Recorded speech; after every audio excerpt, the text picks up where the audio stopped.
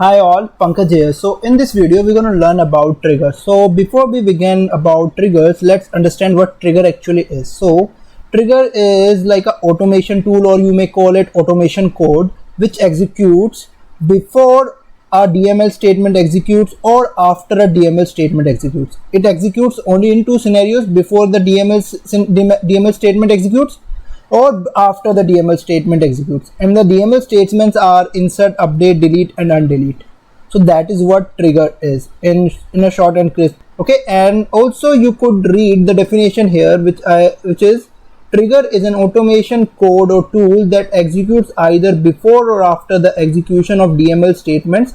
These DML statements are insert, update, delete or undelete. Like any one of them, when they are executed, the trigger is executing before them or after them. So now let's see what is the automation that executes in before and after. Okay, so here you could see before is used to pre-populate the fields before the record is saved, or for validation, throwing an error message. So there's an example for it. Suppose you are inserting an account record, and in the fields you just provide the name field, and you want other fields to auto populate, like the phone number, type, etc. That is the automation. That auto population is the automation, that is a trigger that execute before you either insert, update that record. Okay, or you want to validate a phone field. For example, let's say you want a validation that the user should enter only 10 digits. That could also be designed using triggers, but all that in a before. Like after, what after do is basically it affects the changes in other records. The record may be of the the record may be of the same object in which the DML statement executes, or maybe of the other objects. Okay, or it is also used for operation on system fields like ID, modified date, created date, etc. And now in both of them, the DML supported are insert, update, delete, and in after, the DML supported are insert, update, delete and undelete. So these are the DML statements supported and what the before and after do. Now there is something called context variables. I guess you will be able to understand when you read it, like is insert, is update, is delete, is undelete, is before and is after. I think they are self-explanatory. Suppose you go to is insert. So what is insert do is it returns true if the DML statement that is getting executed is of the insert type. So it returns true. If it is of update, then is update returns true, otherwise it returns false. Similar till is undelete. So is delete is same. If something is getting deleted, it returns true. If something is not getting deleted, it returns false. If the DML statement is undelete, it returns true. If not, it returns false. And is before and is after is basically if the automation is executing before the DML statement, is before returns true. If the automation is getting executed after the DML statement execution, is after returns true. So and in other scenario it returns false. So these are the basic context variable, and all this to set the basic understanding of the triggers. Now we'll move to our org and look into the basics of the triggers, like what is the syntax of creating triggers and few of the simpler things about the trigger, so that to create the understanding of triggers. Okay, and once that's done, we'll move ahead and we'll cover these topics as well. So let's move to our org. So here we are in our org. So let's go to the developer console. I have already opened it. So I will show you how to create a trigger. So to create a trigger, first you go to this file, then you go to this new, and then select the Apex trigger. So and click on this, and let's say we want to name a trigger. Okay, let's say we gonna name it hunt trigger. Okay, just a name of the trigger that we want to provide, and then here we select the object on which we want to create the trigger. For the simplicity, let me select the account object and then I click submit. So this will create a trigger for it, so you don't have to declare it manually. It gets created. This declaration of trigger gets created by default. So what this declaration is simply saying is there is a trigger called hunter trigger on account object that will execute before account record is saved into our system. So to declare it, first we write the trigger, then there is a name of the trigger, then on keyword and define the object on which it is created, and then the operation like before or after the trigger is getting executed along with the DML statement. You don't have to write it manually. It will get created by default. So by default it provides before insert operation. We could also have after, let's say we say after insert. Okay, or maybe after update, or like this we could say after update, Okay, after before update, after undelete and delete, all that we could write here. Okay, that could be written, or we could simply write a single operation that we want, or maybe the club together many, that as per our requirement. But for simplicity, let's keep it before insert, and we'll look into each one of them one by one separately. So let me write a statement here, and then we'll tell you what it actually saying. If I say system dot debug my first trigger. Okay, if I write like this, okay, I've written this. Now if I execute it, like what this statement is actually saying, there's a trigger called hunt trigger on account that will get executed. Basically this trigger will get executed before a account record is saved into our system, and will print this. Okay, let me save it. Now we'll go to our account and let's create a new account. Let's say we create YouTube to whatever takes, like record type, let's say we name it demo hunter. Okay, just the name it, and we'll save it. Now if I go to the developer console and go to the logs, okay, if I go to this and you get this trigger, so this statement get executed before this demo hunter, before this demo hunter gets saved into our system. So this trigger got this statement got executed before that demo hunter record gets saved into our system.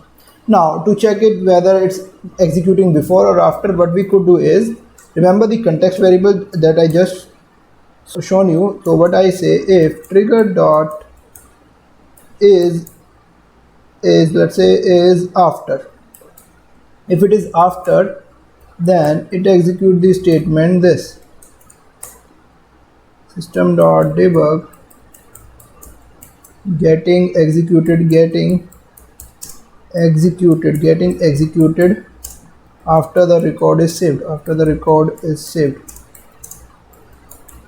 So okay, and now we'll say if trigger dot, this is how you write those context variable, that trigger is after, is before, is update, is insert, like this. Trigger dot is before. Okay, now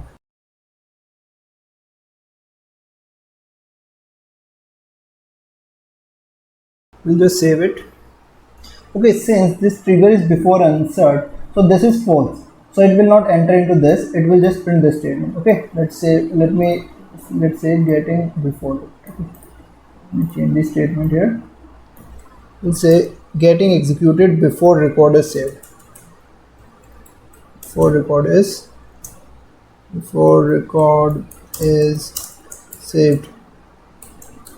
Okay, we wrote this and we'll save it.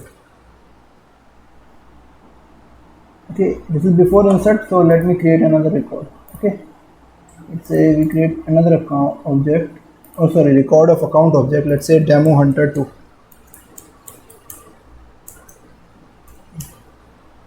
Save it.